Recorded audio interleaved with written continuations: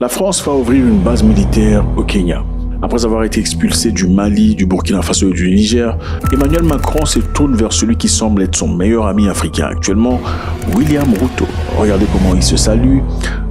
Avec beaucoup d'amitié et d'enchantement, c'est absolument splendide. Mais la question la plus importante ici est celle-ci.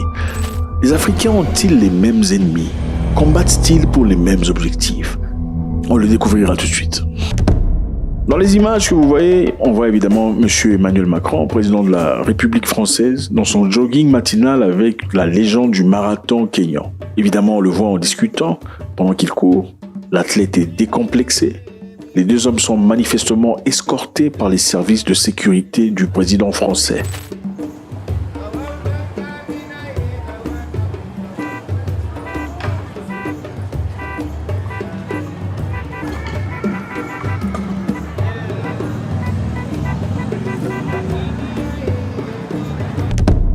« 12 mai 2026, certaines informations ont fuité, suggérant une possibilité d'ouvrir une base militaire française au Kenya. Voilà le Kenya sur la carte. C'est un beau pays, c'est très intéressant. Si vous avez un peu de sous, je vous encourage d'aller jeter un coup d'œil au Kenya.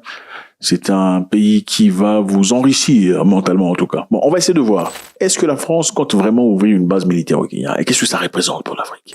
Qu'est-ce que ça représente pour le Mali, le Burkina Faso et le Niger? C'est un peu une façon de vous dire, écoutez, bon, vous m'avez chassé, au revoir, hein, vous allez dealer avec les terroristes. Moi, je suis ici, je m'amuse avec les Kenyans, et en fait, les Kenyans, ils pensent pas comme vous, hein, ils sont complètement différents. Qu'est-ce que nous savons de cette histoire? Nous savons qu'il y a un accord de coopération de défense France-Kenya. Cet accord a été signé au mois d'octobre 2025 et ratifié par le Parlement kenyan le 8 avril 2026. Numéro 2, nous savons qu'il y a un accord de 5 ans. Un accord de 5 ans qui est automatiquement renouvelable pour 5 ans supplémentaires, c'est-à-dire 10 ans. Okay? Ils sont accrochés pour 10 ans.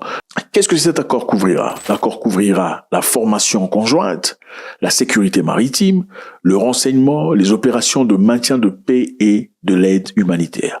Je pense qu'il faut tirer l'attention un peu ici sur les renseignements. C'est-à-dire, quand il y a un accord de renseignement, au cas où la France aurait besoin de certaines informations sur certains pays dont le Kenya a accès, le Kenya sera évidemment dans l'obligation de partager facilement ces informations.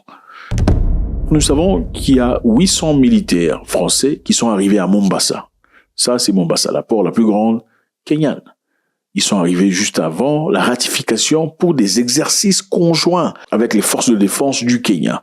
La France a déjà déployé environ 600 militaires actuellement.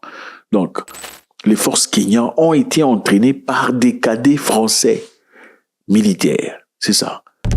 Nous savons aussi que l'accord accorde aux forces françaises une immunité de type diplomatique.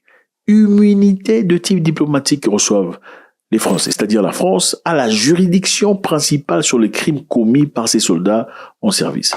On va essayer d'expliquer ce que ça veut dire. Ça veut dire quoi tout ça? Ça veut simplement dire, si un soldat français par exemple commet un crime au Kenya, du genre blesse quelqu'un, cause un accident ou commet un acte répréhensible, qu'est-ce qui se passerait?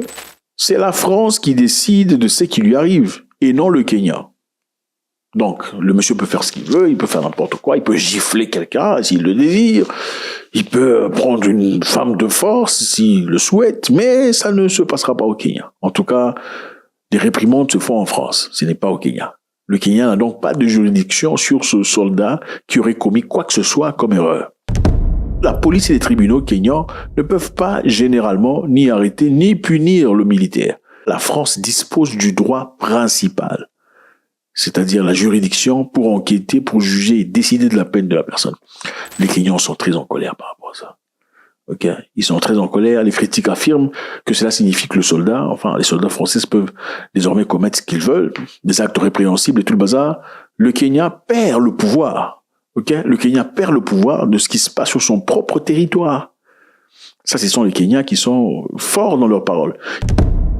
Il y a aussi ce qui s'est passé au Kenya il y a quelque temps. Il y a une histoire où un militaire britannique aurait manifestement quelqu'un au Kenya et puis malheureusement il n'a pas été jugé. Il n'y a pas eu des répercussions directes par rapport à ça parce que la cour kenyane n'avait pas de juridiction sur ce militaire. Alors les Kenyans disent on ne veut pas revoir ce genre d'histoire. Qu'est-ce qui s'était passé en réalité? En effet, le Kenya préserve ou garde des bases militaires, plusieurs. Parmi ces bases, il y a les Britanniques et les Américains. La base britannique existe depuis très longtemps, on en parlera tout de suite. Parlons d'abord de la base militaire américaine. Les États-Unis opèrent depuis Manda Bay, ça c'est Manda Bay, ok, à côté de Lamu. C'est un endroit splendide, paradisiaque, que je vous encourage à aller visiter. C'est une base navale kenyane qu'ils utilisent pour les opérations antiterroristes contre Al-Shabaab. Les Al-Shabaab sont là, en Somalie, ouais. Le Kenya, la Somalie sont des voisins. Donc, pour atteindre Al-Shabaab facilement, les États-Unis d'Amérique se servent de Manda Bay, au Kenya, ok. Nous savons aussi qu'en janvier 2026, les États-Unis ont lancé un projet d'extension de piste de 70 millions de dollars. Ouais, pour commencer à accueillir quoi? Des gros avions. Vous voyez un peu où on va maintenant? Voilà, parlons de la présence britannique. Il y a l'unité d'entraînement des armées britanniques au Kenya, qu'on appelle Batuk. Ok, ça c'est Batuk. C'est basé à Nyakuyi. Ils sont là depuis très longtemps, en fait. Plusieurs décennies. Selon les accords en vigueur, jusqu'à 6 bataillons d'infanterie britannique, c'est-à-dire 10 000 soldats sont déjà arrivés là, jusque-là. Pourquoi ils vont là-bas? Quand les Britanniques ont besoin d'entraînement et de connaissances sur le combat dans la jungle, alors ils vont au Kenya. Okay? Ils vont au Kenya pour s'entraîner, tirer. Des fois, ils tirent des trucs bizarres. Il y a eu beaucoup de dégâts. Des éléphants sont morts. Il y a aussi un incident où une jeune dame, une jeune Kenyane de 22 ans, était intéressée, en tout cas en réciprocité à un militaire britannique. Ils ont commencé leur histoire. Évidemment, vous savez, quand on est fatigué des Africains qui généralement ne sont pas toujours sympathiques à l'égard de leur sœur africaine. La jeune africaine se retournait vers un militaire britannique espérant trouver l'amour, le vrai amour en tout cas. Malheureusement pour elle, un soir ils sont partis à l'hôtel, elle n'y était jamais sortie. Jamais vivante en tout cas. Ça ne sera que quelques semaines plus tard qu'on découvrira son corps morcelé dans des fosses septiques. Ah oui. Donc le monsieur avait fait ça à la jeune fille et a jeté son corps dans les fosses septiques.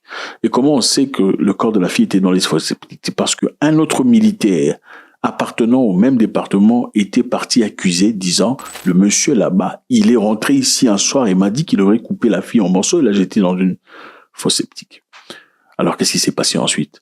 Le Kenya a essayé de faire ce qu'il pouvait faire juridiquement, mais c'était très difficile parce que le Kenya n'a pas de juridiction sur ce militaire. Donc, la famille de la fille, les amis, sa jeune petite enfant sont restés comme ça, dans la peine, sans justice, parce que voilà, le Kenya ne pouvait pas jeter le monsieur en prison. Ce jugement se fait en Grande-Bretagne, c'est comme ça. Donc c'est la même histoire qui se passe maintenant. L'humilité quand les militaires français, désormais au Kenya, ça leur donne tout ce qu'ils veulent, tout ce qu'ils peuvent. En fait, c'est pas pour dire que les Français feront autant, mais bon, c'est ça. Le contexte plus large est très simple, les amis. La France pivote ouvertement vers l'Afrique de l'Est anglophone, après avoir perdu ses bases militaires traditionnelles au Mali, Burkina Faso et Niger. C'est pour dire, bon, écoutez, vous, avec vos terroristes, gérez ça vous-même, on n'y sera plus. On va ailleurs, on n'est pas obligé de continuer ce qu'on faisait depuis longtemps, on va diversifier nos amis et nos correspondances. Mais nous avons plusieurs questions ici très importantes. L'Afrique devrait-elle être en colère vis-à-vis de Ruto pour avoir choisi la France sur les pays africains tels que le Mali, le Niger, le Burkina Faso? Ont-ils le droit de faire leur propre amitié et correspondance sans être jugés? Ou faudrait-il que Ruto s'allie aux Africains comme les Africains sont alignés contre la France, en général en parlant du Sahel? L'Afrique devrait-elle être en colère vis-à-vis de William Ruto pour avoir choisi Israël, malgré que l'Afrique du Sud ait porté plainte contre cette dernière à la Cour pénale internationale? Ruto, dans son discours, a certes condamné Israël, mais il a aussi condamné les Palestiniens, tout en soulignant qu'Israël était un partenaire proche du Kenya. Je vous informe d'ailleurs qu'Israël est actuellement, à travers un investisseur, Erez Rivin, en train d'acheter des terres au Kenya. Beaucoup de terres. Et il a pour objectif de créer des projets d'irrigation, des projets d'export, des projets de résidence, c'est-à-dire construction, des maisons de luxe, des projets de tourisme. Ils veulent créer des hôtels, des centres de formation, des centres commerciaux, des écoles, des hôpitaux et de l'énergie renouvelable. Alors beaucoup de personnes critiquent disant que Israël finira par faire du Kenya ce qu'ils ont fait ailleurs. Est-ce correct ou pas? En tout cas, voilà ce que c'est, les amis. Vos amis ne sont pas toujours vos amis, hein, ça c'est clair. La fraternité n'a absolument rien à voir avec la couleur de peau, ne vous en faites pas. Ça c'est évident. Est-ce que le Kenya peut faire ce que le Kenya a envie de faire sans être jugé? Est-ce que le Kenya est obligé de s'aligner au Mali, Burkina Faso et au Niger? Est-ce une façon claire de rappeler à tout le monde qu'il faut pas penser qu'on est frère parce qu'on est noir? La France a-t-elle une chance? A-t-elle le droit de recommencer ses relations avec d'autres pays puisque vous les avez chassés? Faites-moi savoir ce que vous en pensez, j'aurai beaucoup de plaisir. God bless ainsi. Nombreux sont frustrés par rapport à la situation et on accuse de condescendance et de paternalisme. Suivant. Mais il y a des Africains qui sont offensés, qui ont trouvé impoli et irrespectueux que le président français vienne ici, sur le sol africain, pour leur dire quoi faire et comment se comporter. Ils considèrent cela comme offensant et comme un nouveau signe de la condescendance française envers l'Afrique. Il s'est levé devant une salle remplie d'Africains et a dit ceci. Je suis vraiment désolé, les gars, mais il est impossible de parler de culture, d'avoir des gens aussi inspirés qui viennent ici faire un discours avec un tel vacarme ambiant.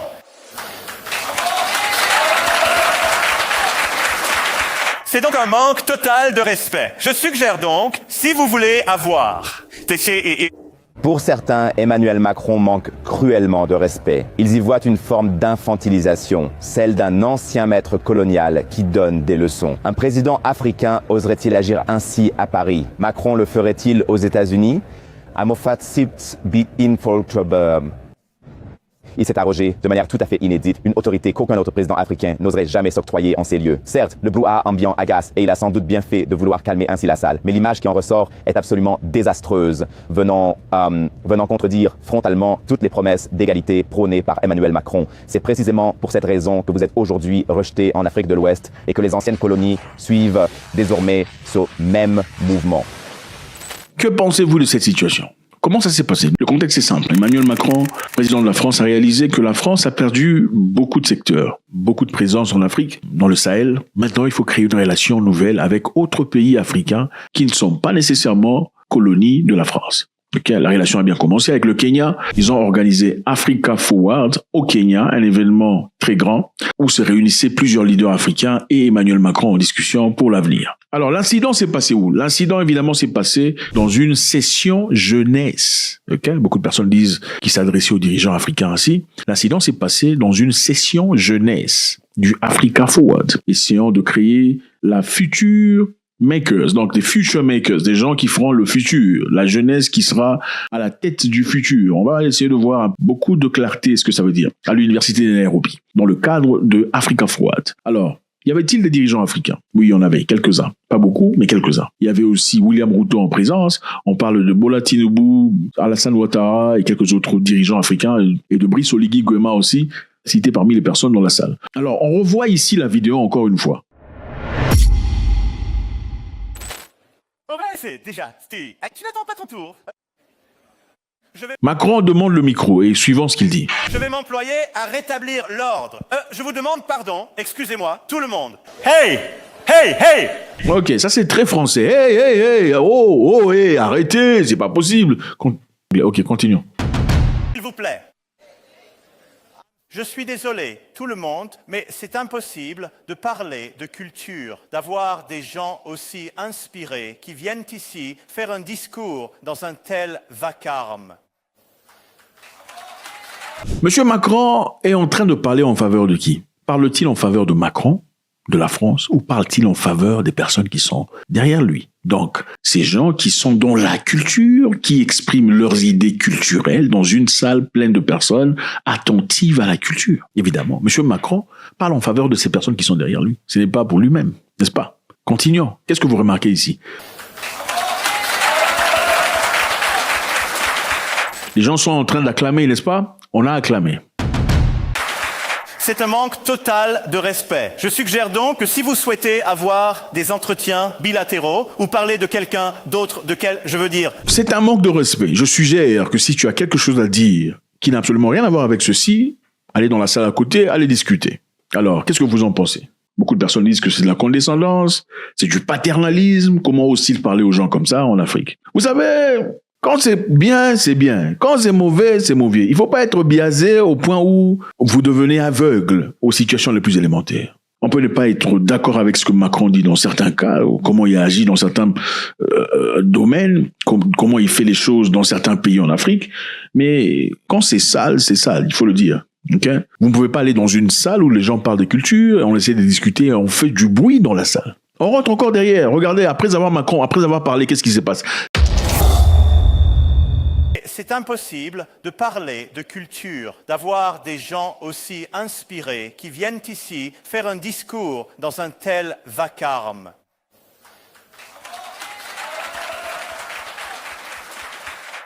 Les gens ont acclamé.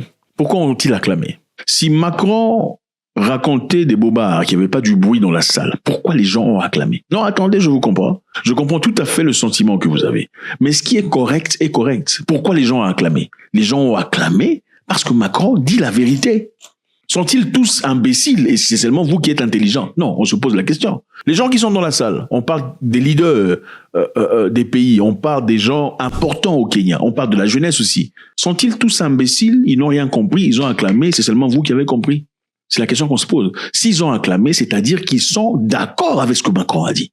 Ils sont d'accord avec, si pas ce que Macron dit, au moins avec le fait qu'il y avait du bruit dans la salle et qu'il fallait donner la chance à ceux qui sont passés devant pour exprimer leurs pensées, puisque c'est la raison pour laquelle ils sont là. Si vous avez autre chose à dire, d'alternative, de parallèle, dans ce cas, vous pouvez aller à côté. Allez discuter. Là, il n'avait pas tort. Mais là où ça va de manière négative, c'est quoi? Macron aurait pu faire les choses différemment. Comment? Macron aurait pu parler au président kenyan, disant, Monsieur le Président, je vous en prie, faites ce que moi je compte faire maintenant là. Ce serait beaucoup mieux accepté venant du président kenyan. Si lui-même se levait et disait, s'il vous plaît, les amis, c'est merveilleux, mais il y a beaucoup trop de bruit. Si vous avez quelque chose d'important à dire, allez à côté. Je pense que ça aurait été beaucoup plus acclamé que ce qu'on voit aujourd'hui. N'est-ce pas ou pas? Mais maintenant, je vais déranger cette théorie même. Comprenez une chose, si le président kenyan se levait lui-même pour dire qu'il y a beaucoup trop de bruit, vous savez ce qui se passerait? Les gens diraient, ah, mais c'est un mauvais hôte. Ce n'est pas quelqu'un de bien. Comment ça se fait qu'il a des invités chez soi? Il a le courage de leur dire de se taire. C'est condescendant, n'est-ce pas? Quand quelqu'un, vous ne l'aimez pas, pour des raisons quelquefois logiques et réelles, c'est tout à fait normal et acceptable et compréhensible. Mais quand il y a une chose qui ne tient pas le bout, je pense qu'il est important de balancer. Bon, écoutez, là, quand même... Moi, j'ai été à plusieurs reprises dans plusieurs pays africains, à plusieurs fois d'ailleurs, mais spécifiquement une fois au restaurant en Afrique du Sud, pendant que j'étais assis avec certaines personnes, essayant d'avoir un peu de calme et de discuter gentiment, parce que généralement, beaucoup de gens les font. Même des entrepreneurs, des businessmen, quelquefois se rencontrent au restaurant pour avoir des discussions sérieuses. Il y avait des filles là, aïe mon sali. Mais attendez, ça va pas, ça c'est un endroit huppé de la ville. On n'est pas censé se comporter comme ça. Et quand une femme blanche est partie demander, s'il vous plaît, elles se sont fâchées. Tu es raciste. Mais attendez, non, on peut pas tout placer dans le frame du racisme quand même. Il faut avoir un peu mais attendez, vous pouvez faire ça dans votre quartier, hein, dans les chébines, dans les bars du quartier, vous pouvez faire ça, il n'y a pas de souci. Mais quand vous entrez dans un certain endroit, il y a des façons de se comporter. Le seul endroit où vous voyez difficilement les Noirs faire du bruit, c'est dans l'église. Là-bas, ils sont très calmes.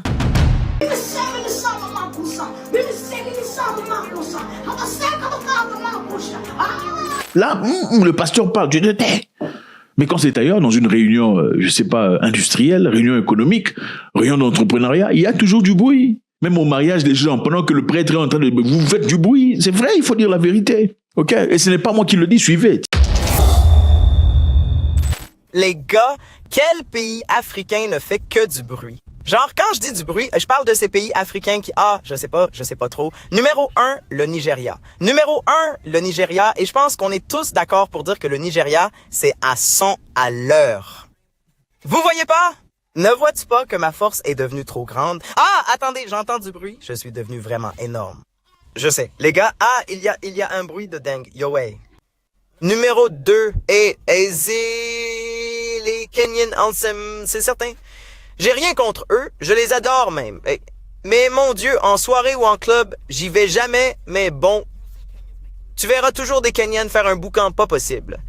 Une fois, le bruit était insupportable. Je me retourne, un Kenyan chantait plus fort que les enceintes du DJ. Numéro 3, l'Afrique du Sud. Et je pense qu'on est tous d'accord pour dire que les Sud-Africains, c'est juste... Je pense que c'est un truc, non? Quel pays africain fait le plus de bruit selon vous? Juste du bruit. Donc le bruit en Afrique est une réalité réelle. Alors Macron, connaissant l'Afrique, puisqu'il le connaît, aurait-il dû prendre en considération le fait qu'en Afrique, on fait du bruit? Oui. Mais est-ce que ce bruit peut persister au point où ça commence à déranger? Absolument. Il arrive à un point où on craque. Et ça, ce n'est pas limité à Macron. Ça pourrait être avec n'importe quel Africain. Ou même le pasteur qui demande à ce que vous vous taisiez dans la salle.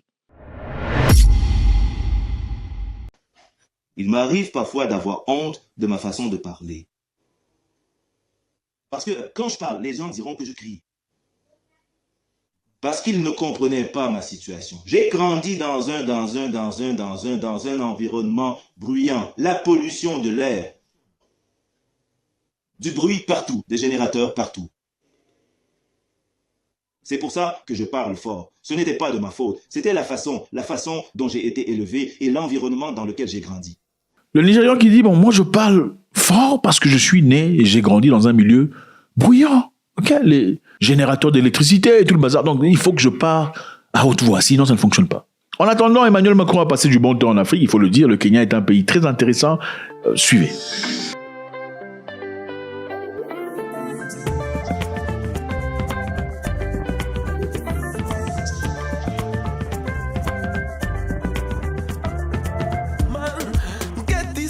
For free from the more side. The way we come, we go one time. Make I live my life and do shakara. Make I kick away from me. Bad vibes. Men body, they set up for much enjoyment. Le voilà en train de cuisiner avec un chef kényan très connu sur TikTok. Il a vraiment passé du bon temps. Et M. Macron essaie de recréer une image nouvelle de la France. Ici, on voit Macron en train de courir avec la légende de marathon, Kipchoge, avec des agents de sécurité. Je pense qu'il est important, les amis, d'avoir souvent le temps de réfléchir de manière critique. Et la réflexion critique entre des personnes intelligentes veut dire quelquefois être d'accord, ne pas être d'accord, sans avoir à s'insulter. Je pense aussi que dans la logique de l'intelligence, il faut avoir de la place à la compréhension. Macron a-t-il fait ce qu'il fallait faire? Absolument. Il y avait du bruit. On ne pouvait pas évoluer. C'est un manque de respect à ces personnes qui sont devant, qui s'expriment. Macron a-t-il fait ce qu'il fallait faire convenablement? Probablement. Vous savez, dans la vie, avant de demander la liberté, il faut être prêt à assumer les conséquences. La liberté a un prix.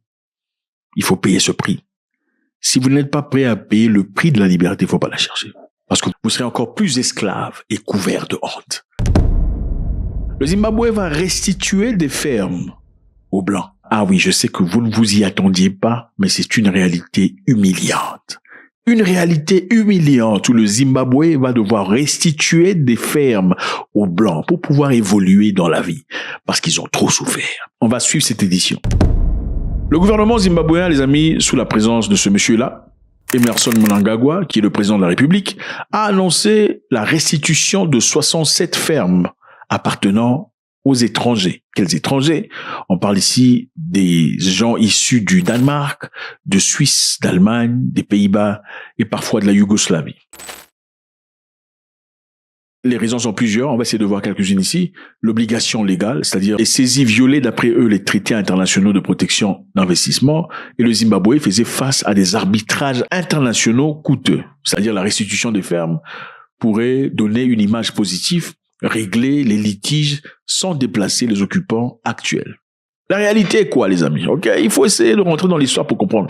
Le Zimbabwe a été colonisé par les Anglais, comme la Côte d'Ivoire par les Français et autres. Le Zimbabwe, pendant la colonisation, les terres étaient occupées par les Blancs. Quels Blancs? Les Anglais, évidemment. Les Anglais étaient fermiers pour la plupart. Environ 2000 Anglais possédaient 80% des terres arables du Zimbabwe. Les Noirs, ils étaient travailleurs et consommateurs. Rien de plus. Ensuite est venu ce monsieur ici, Robert Mugabe, président du Zimbabwe. Un homme très intelligent, un homme tiré sur le volet. C'est une personne qui a à peu près 5 master's degree ou quelque chose comme ça. D'ailleurs, à travers son influence, les Zimbabwéens sont les Africains les plus éduqués, les mieux lettrés.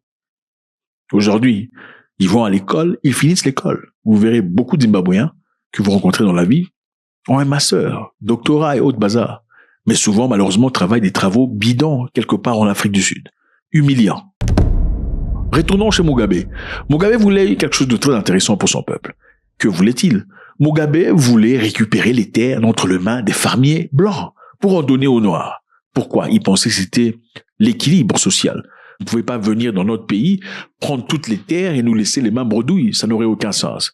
Les personnes qui ont toujours contribué à l'agriculture par le biais de dettes ont une dette à payer. Historiquement, des terres qu'ils ont occupées illégalement. Ils s'emparent des terres de notre peuple. Et donc le processus de réforme, la réforme agraire, impliquait qu'ils doivent remettre les terres. Mais nous avons convenu de cela avec les Britanniques. Alors, à travers ce temps-là, il a eu un arrangement avec les Anglais. Ils ont signé un accord qu'ils ont appelé de Lancaster Treaty. The Lancaster Treaty était simplement une stratégie qu'on avait trouvée, en tout cas en collaboration, entre le Zimbabwe et l'Angleterre, où l'Angleterre se disait responsable de donner de l'argent au Zimbabwe, et le Zimbabwe, au lieu de ravir les terres des Blancs de force, paierait ou achèterait ces terres entre les mains des Blancs anglais. C'est simple. L'Angleterre donne l'argent, le Zimbabwe achète les terrains. L'Angleterre donne l'argent, le Zimbabwe achète le terre et récupère et distribue au noir. Ça a fonctionné pendant un temps, ok? Mais quelques temps plus tard, jusqu'à l'arrivée de ce monsieur-ci, Tony Blair. Tony Blair est arrivé au pouvoir et dit absolument pas. On ne le fera plus jamais. Ce n'est pas de notre responsabilité d'assumer la responsabilité de la restitution du Zimbabwe. Il est regrettable que certains croient Mugabe porte-parole de l'Afrique. Ce n'est pas le cas. Le Zimbabwe, grenier potentiel du monde, est ruiné par sa gestion et doit importer sa nourriture. C'est une vraie tragédie. Il y a une autre chose à dire très clairement, ces absurdités qui prétendent que nous aurions freiné la mise en œuvre de la réforme agraire. L'argent est disponible pour la réforme agraire. Il pourrait obtenir cet argent et l'utiliser pour la réforme agraire, car la réforme agraire est nécessaire, à tout moment s'il le souhaitait. La seule exigence qui a été formulée est qu'elle soit menée par le biais du programme des Nations Unies, afin de garantir que l'argent parvienne aux personnes qui en ont réellement besoin, et non dans ses poches, celles de ses sbires et des autres personnes qui tirent les ficelles. Tony Blair dit non, on ne paiera pas le Zimbabwe. Qu'est-ce qui s'est passé ensuite? La patience de Robert Mugabe s'est épuisée. Mugabe a décidé de prendre les terres des forces. Il a encouragé la population d'aller récupérer les terres. Mais de quoi est-ce que tu parles? On récupère simplement des terres, c'est tout. Ils ne sont pas chassés du pays, non, pas du tout. Ils sont chassés de toutes leurs terres. Pas de leurs terres, nos Ce n'est pas terres. à eux, Alors, même s'ils l'ont acheté avec les certificats d'approbation du gouvernement. n'avez-vous pas entendu parler des discussions de Lancaster House et de l'accord avec Londres? Ce sont des colons britanniques à l'origine. Mugabe disait que la terre appartenait à ses ancêtres et qu'il n'y avait aucune raison pour laquelle le Zimbabwe donnerait de l'argent aux gens dont les aïeux ont pris les terres de force. Parce que les Blancs zimbabwéens à l'époque disaient, pour récupérer les terres d'entre nos mains, il faut nous payer. Ok, on a cultivé la terre, on l'a améliorée, on a fait ce qu'il y a à faire. Vous pouvez pas venir et prendre les terres comme ça. Mugabe a dit absolument pas. Vos pères n'ont pas cultivé la terre. Quand ils sont arrivés, les terres étaient cultivées par nos aïeux. On ne vous donne pas de l'argent pour ça. Malheureusement, cette démarche a tourné à la violence. He started walking. The crowd of a few hundred grew to thousands. It was too much for Mugabe's lawyers. Alors, pendant que les Noirs récupéraient les terres, beaucoup des Blancs zimbabwéens ont traversé la frontière. Regardez, ça c'est le Zimbabwe et ça c'est l'Afrique du Sud. Ils sont voisins. Les Blancs zimbabwéens ont carrément traversé vers l'Afrique du Sud pour se protéger et protéger leur vie. Arrivés en Afrique du Sud, ils ont été agréablement accueillis par des Blancs sud-africains qui leur ont remis des terres vides pour y travailler immédiatement. Ces Blancs zimbabwéens ont aussi établi des terres, ont eu des fermes à eux-mêmes en Afrique du Sud avec l'aide de qui? L'aide des Blancs sud-africains. Alors, les Zimbabwéens noirs ont récupéré les terres au Zimbabwe parce qu'ils se disaient que nous pouvons aussi faire autant que les Blancs. Ok, on a vu les Blancs ici, c'est vrai qu'ils travaillent, ils produisent des patates, des bananes, des haricots, du lait, des œufs, de la viande. On peut aussi en faire autant. Après tout, qu'est-ce qu'ils ont de mieux que nous? Absolument rien. Malheureusement pour eux, cet exercice était une belle opportunité pour apprendre une leçon très intéressante. Ce n'est pas parce que tu vois quelqu'un briller dans un domaine ou briller dans une situation où tu te penses apte de œuvrer que tu ferais de même si on te plaçait dans les mêmes conditions très rapidement. Ce n'est pas parce qu'une personne brille dans un domaine où tu te penses capable que tu ferais autant dans un délai très réduit. Ce n'est pas possible. Malheureusement, une grande partie des Zimbabwéens ont récupéré les terres de force qu'ils ont occupées, espérant pouvoir faire comme les Blancs, sans avoir des formations, sans avoir été entraînés, sans avoir été préparés. ils ont malheureusement mismanaged, détruit ces investissements parce qu'ils n'étaient pas préparés. Et d'autre part, il y avait des Zimbabwéens, évidemment, qui ont essayé de travailler dur, mais qui malheureusement ont été frappés par les sanctions venant de l'Europe et des États-Unis. Rappelez-vous, quand vous menacez un Noir dans un pays étranger, il y a de fortes chances qu'aucun Noir ne réagisse par rapport à ça. De fortes chances. Quand vous menacez un Blanc, où qu'il en soit sur Terre, croyez-moi, il y aura une réaction violente quelque part. La preuve est simple. Regardez récemment en Afrique du Sud, après les allégations de génocide contre les Blancs en Afrique du Sud, qu'est-ce qui s'est passé? Donald Trump s'est levé. Il a lancé un message très puissant vis-à-vis de l'Afrique du Sud. Les dirigeants sud-africains viennent me voir la semaine prochaine, si je saisis bien. Nous sommes censés tenir une réunion du G20 sur place, là-bas. Je ne vois absolument pas comment nous pourrions nous y rendre sans que la situation soit enfin réglée. Il s'agit d'un véritable génocide et pourtant, vous refusez catégoriquement d'en parler. C'est une chose tout à fait terrible. Des agriculteurs innocents sont en train de se faire tuer. Il se trouve qu'ils sont blancs, mais qu'ils soient blancs ou noirs, ça ne fait aucune différence pour moi. Mais des fermiers blancs sont brutalement assassinés et leurs terres sont confisquées en Afrique du Sud. Et les journaux et les médias télévisés n'en parlent même pas. Si c'était l'inverse, ils en parleraient. Ce serait le seul sujet dont ils parleraient. Je me fiche de savoir qui ils sont, leur race, leur couleur, leur taille, leur poids, peu importe. Je sais juste que c'est terrible. J'ai des proches en Afrique du Sud. Ils disent que la situation est atroce. On leur a accordé la citoyenneté pour qu'ils fuient cette violence et viennent ici. Un message qui a vu le président sud-africain avec sa délégation rapidement envoler vers les États-Unis pour se justifier à la Maison-Blanche comme des enfants. Les Blancs traitent leurs frères différemment des façons dont les Noirs frères se traitent entre eux. Ça, c'est évident. La politique de notre gouvernement va complètement à l'encontre de ce qu'il disait, même au Parlement. Et il s'agit d'un petit parti minoritaire qui est autorisé à exister conformément à notre Constitution. Mais vous les laissez prendre des terres, des terres, et ensuite, quand ils prennent ces terres, ils tuent le fermier blanc. Et quand ils tuent le fermier blanc, il ne leur arrive rien. Non, il y a de la criminalité dans notre pays. Les personnes qui sont tuées, malheureusement, à cause d'activités criminelles, ne sont pas uniquement des Blancs. La majorité d'entre elles sont des personnes noires. Et nous avons désormais recours à... Fermier, pas noir. Alors, quelques temps plus tard, les sanctions ont frappé. Il y a eu ce monsieur ici, Emmerson Mnangagwa, qui a travaillé avec Mugabe pendant très longtemps. Il était militaire et à l'époque, il était le bras droit de Robert Mugabe. On l'appelait le crocodile. Le monsieur, après avoir soutenu Mugabe pendant très longtemps, était devenu quelqu'un de très proche.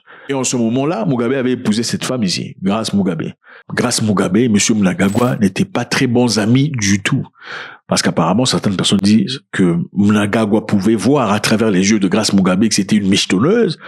Et Grace Mugabe pouvait voir que Mnangagwa pouvait lire complètement ses partitions derrière la tête. Et alors ensuite, que s'est-il passé? Comme le président de la République, comme chaque homme généralement, écoute plus sa femme qu'il n'écoute ses partenaires de travail, monsieur Mugabe a écouté sa femme dans une idéologie selon laquelle il fallait jeter Mnangagwa en prison.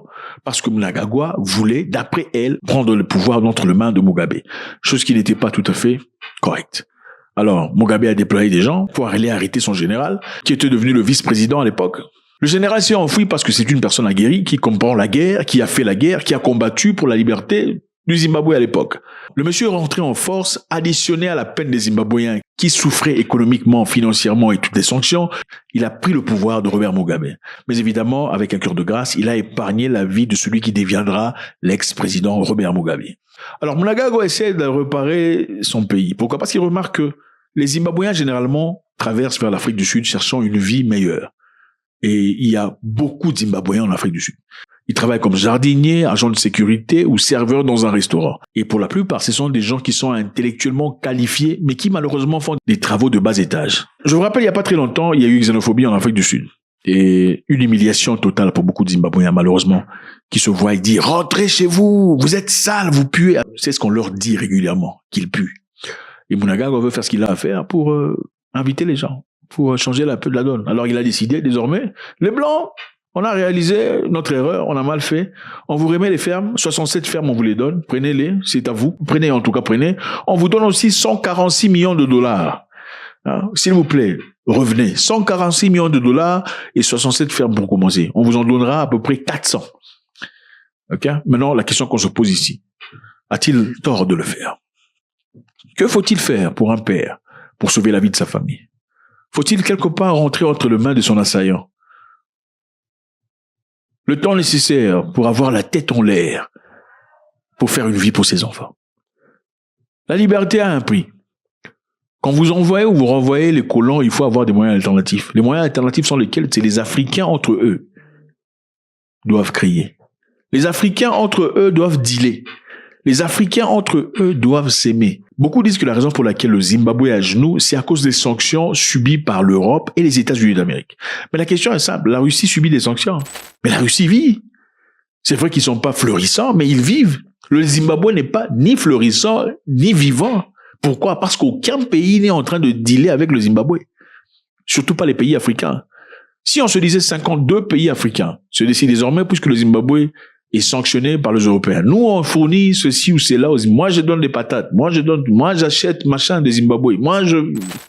Le Zimbabwe n'aurait pas besoin de rentrer aujourd'hui auprès des mêmes colonisateurs que l'on combat nuit et jour. Apparemment, dans un combat perdu. Faites-moi savoir ce que vous en pensez. A-t-il raison de le faire? 148 millions de dollars aux fermiers et 67 terres pour qu'ils reviennent. Pour que le Zimbabwe reprenne son parfum, pour pas qu'il soit humilié en Afrique du Sud comme ils le sont aujourd'hui. God bless.